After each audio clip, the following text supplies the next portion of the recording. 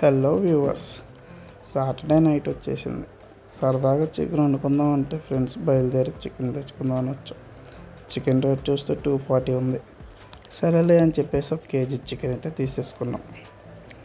అయినా మా ఫ్రెండ్స్కి సాటర్డే నైటు సండే నైటు అని ఏముండదు. ఎప్పుడు చికెన్ తినాలనిపిస్తే అప్పుడు చికెన్ తెచ్చేసుకుంటారు. కానీ బేసిక్గా నైట్ టైం చికెన్ తింటే అంత మంచిది కాదు. సరే ఎలా అయితే చికెన్ తీసుకున్నాం. వచ్చిగానే ఉల్లిపాయలు టమాటాలు ఎక్కువ వేసుకుని చికెన్ని చక్కగా నీట్గా పసుపులో వేసి కడిగేసాం.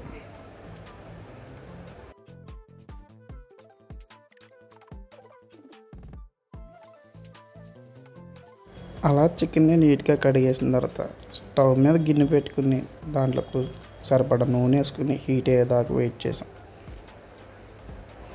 అలా హీట్ అయిన తర్వాత మనం కోసుకున్న ఉల్లిపాయలను వేసేసి వీటిని బాగా ఉడకనిచ్చాం.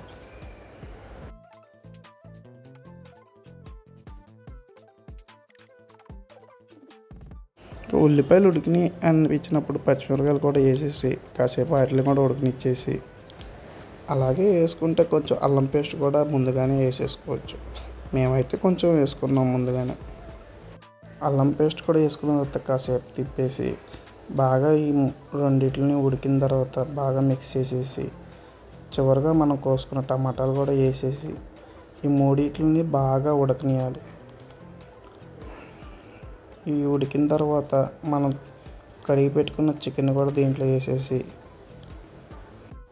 కాసేపు ఉడకనిద్దాం.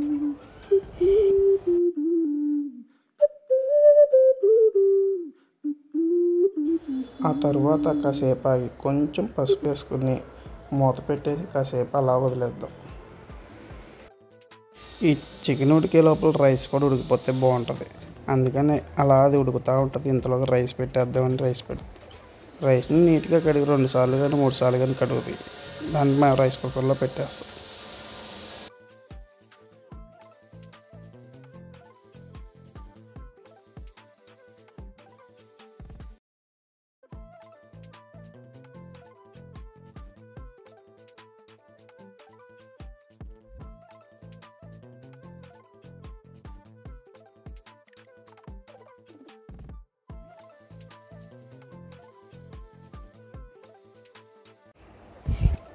ఇక ఫైనల్గా రైస్ అయితే పెట్టేస్తున్నాం. రైస్ కుక్కర్ కింద వెట్ ఉండకూడదు, ఎందుకంటే రైస్ కుక్కర్ పాడైపోద్ది. దాన్ని నీట్గా తుడిసి ఇలా రైస్ కుక్కర్లో పెట్టేయడం. ఇప్పుడు మళ్ళీ మన కర్రీ గురించి ఏమైందో ఒకసారి చూద్దాం. పర్లేదు, మా కర్రీ హాఫ్ వే ఫినిష్ అయిపోయింది. ఇక ఇప్పుడు మనకు కావాల్సినంత పసుపు, కారం, ఉప్పు ఇవన్నీ సరిపడా వేసుకుని టేస్ట్ చూడమే.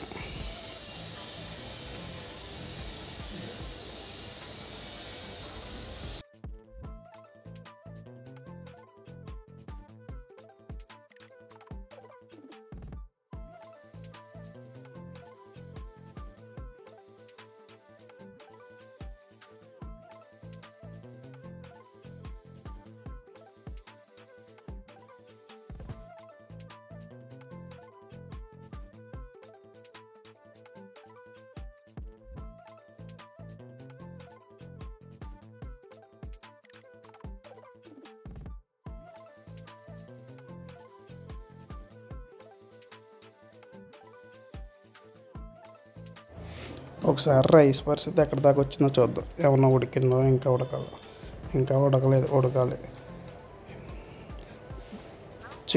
చికెన్ మసాలా వేసుకోకపోతే చికెన్ కర్రీకి టేస్టే ఉండదు. చికెన్ మసాలా కూడా కొంచెం లైట్గా అలా వేసుకున్నాం మేము. అలా కాసేపు తిప్పేసి మళ్ళీ టేస్ట్ చూద్దాం. చికెన్ మసాలా వేసిన తర్వాత టేస్ట్ ఎందుకో నాకు కొంచెం బాగుంది అనిపించింది. ఈ లోపల రైస్ ఉడికిపోయినట్టుంది. ఒకసారి దీన్ని చూద్దాం. ఫైనల్గా రైస్ అయితే ఉడికిపోయింది. కర్రీ కూడా ఉడికిపోయినట్టే. కాసేపు ఉడకనిచ్చాం. స్టవ్ కట్టేసి మనం అన్నీ ప్రిపేర్ చేసుకుంటాం తినడానికి. ఇంట్లో మా ఫ్రెండ్స్ ఆల్రెడీ ప్లేట్లు కడిగేశారు. ఇక ఈ గిన్నెని తీసుకెళ్ళి ఆడ పెట్టేస్తే ఇక తింటాం మొదలెడవే. ఎట్టయితే ఫైనల్గా చికెన్ కర్రీ అయిపోయింది, రైస్ అయిపోయింది. ఇక తినటమే లేటు. నేను మా ఫ్రెండ్స్ ఇక కూర్చున్నాం. ఒకరికొకరు ప్లేట్లో సర్వ్ చేసుకున్నాం.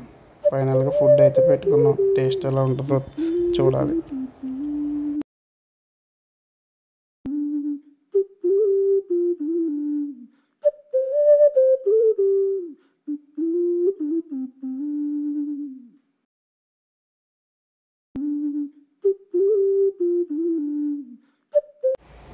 ఎప్పుడైనా కానీ చికెన్ కర్రీ ఇలా స్పెషల్స్ ఏమైనా వండుకొని తినేటప్పుడు ఏదన్నా మంచి మూవీ ఒకటి పెట్టుకొని చూస్తే మామూలుగా ఉంటుంది. అలా అనుకున్న మేము కూడా ఒక మంచి సినిమా అయితే పెట్టేసాం. మేము చూసేది అది ఏ సినిమానో మీకు తెలిస్తే కామెంట్ చేయండి. కరెక్ట్గా కామెంట్ చేసిన వాళ్ళకి గిఫ్ట్ అయితే ఉంటుంది.